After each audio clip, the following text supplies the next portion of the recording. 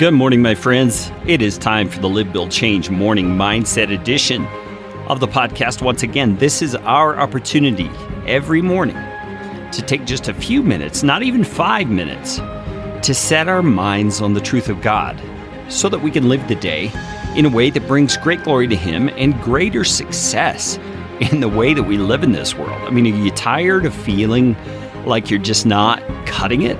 Like you're not measuring up, like your life is not what it is supposed to be? Well, there are a lot of things we can do to remedy those kinds of problems, and it all begins with getting your mind right. So that's why the morning mindset is here every morning of the year.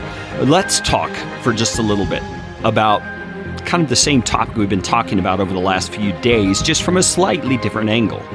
You know, we all perceive and kind of interpret how our life is going based on how we feel.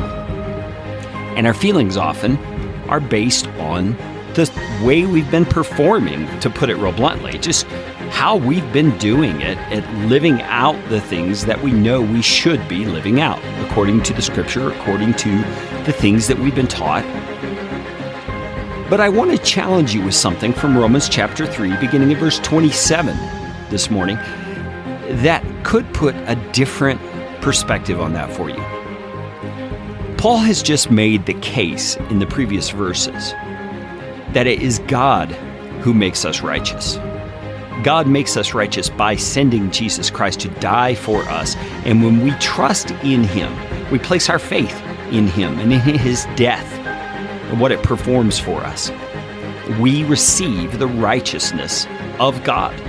And that's a staggering thought right now. So stop for a moment and just let that sink in.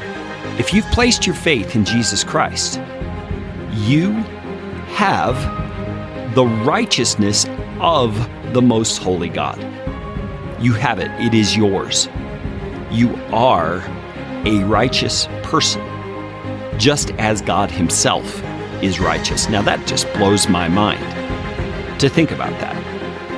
So let me ask you a very simple but logical question based on that truth.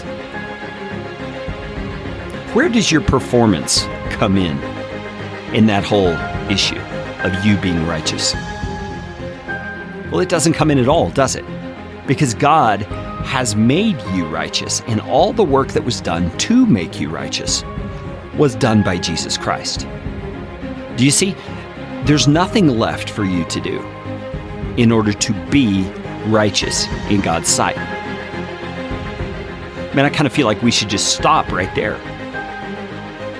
Because if that truth can settle into our souls, if our minds can become saturated with that we truly are filled with the righteousness of God through our faith in Jesus Christ, then all of our striving about whether or not we are measuring up or whether or not we are living up to our Christian calling can just be set aside.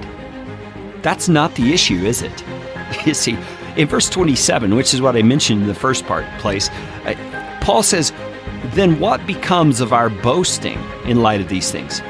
It is excluded. That's what I'm saying. He says, by what kind of law? By a law of works? He says, no, by the law of faith. For we hold that one is justified by faith apart from the works of law.